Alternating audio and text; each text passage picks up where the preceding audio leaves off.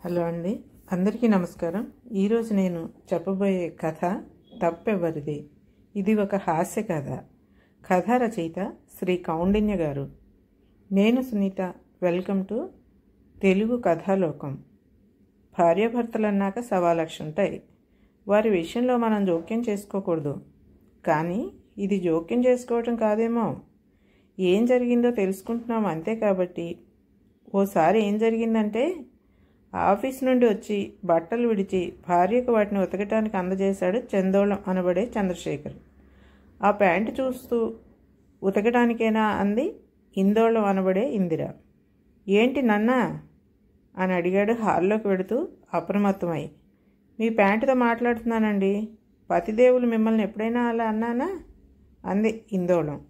దీనిలో ఏదో గూఢార్థం లేకపోలేదు అనుకున్నాడు. స్నానం చేసి వచ్చాడు.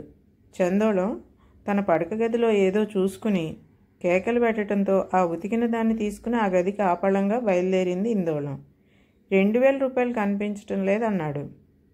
ఏదో కొంపలు మునిగినట్లు అరిస్తే బాత్రూంలో కాలు జారి పడ్డారేమో అనుకున్నాను అంది. ఆలోచించి, గుర్తుకొచ్చింది, నువ్వు ఉతికిన ప్యాంట్లో ఉండాలి. ఉతికే ముందు జేబులో చూసి తీసావా అన్నాడు. లేదంటూ బొంగమూతి పెట్టింది. చూడకుండా దాంతోపాటే ఉతికేసావా అని అడిగాడు.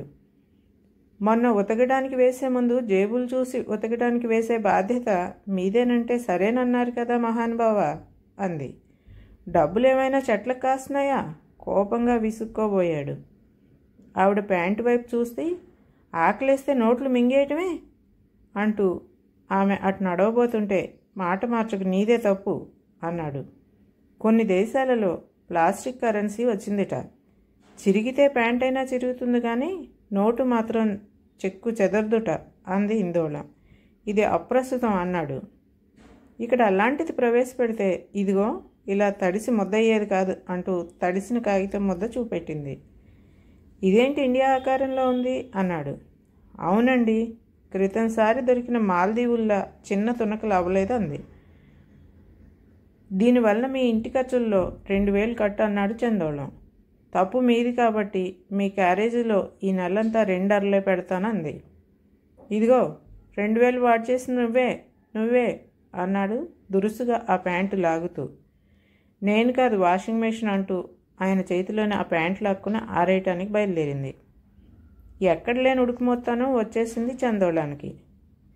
ఇందోళానికి వినపడేలా, ఆ రోజు నువ్వు ఇలానే జేబులోంచి తీసి ఇది ఎవరో గుర్తుపట్టండి అని అడిగితే కళ్ళు చిట్లించి చూసి, మా తాత అంటే కాదు జాతిపిత అంటూ నాశనమైన ఇంకో నోటును చూపించావు, గుర్తుందా?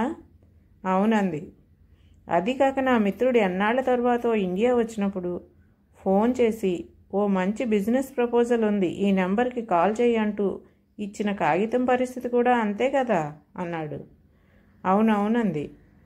నేను తెలివైన వాడిని కాబట్టి ఏదో విధంగా దానిని పరిశీలనగా చూసి ఆ నెంబర్ కలిపితే ఓ పెద్ద ఆవిడ ఫోన్ లిఫ్ట్ చేసి నాతో విసిగెత్తి చివరిలో నన్ను ఫోన్ పెట్టేయని తిట్టింది.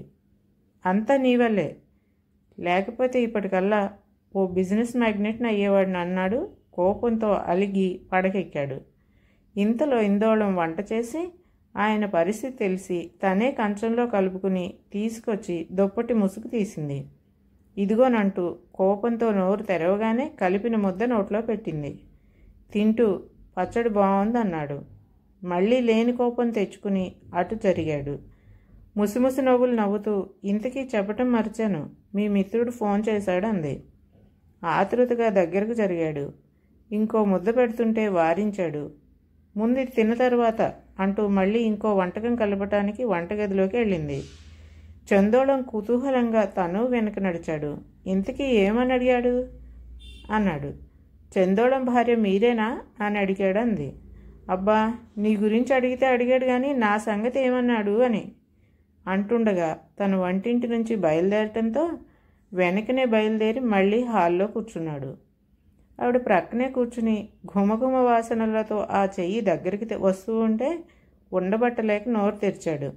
మొత్తం తినేదాకా మాట్లాడితే ఒట్టు. అవగానే వంటగదిలోకి వెళ్ళింది. తను వెనక నడిచాడు. ఇద్దరం కలిసి చదువుకున్నాం. నేనంటే వాడికి ప్రాణం తెలుసా? చిన్నప్పుడు సలహాలన్నీ నేనే ఇచ్చేవాడిని వాడికి అన్నాడు. అందుకే ఆయన అమెరికా వెళ్ళాడు అంది. ఏంటి వెటకారమా అన్నాడు. అయ్యో కాదండి, మీ సలహా వల్లే ఎంతో ఎత్తుకు ఎదిగాడు అంటున్నాను అంటూ మళ్ళీ హాల్లోకి నడిచింది. నేను అడగాలే కానీ వాడి బిజినెస్లో సగం రాసిచ్చేస్తాడు తెలుసా అన్నాడు. అవునవును అంటూ ఇంకో ముద్ద పెట్టింది.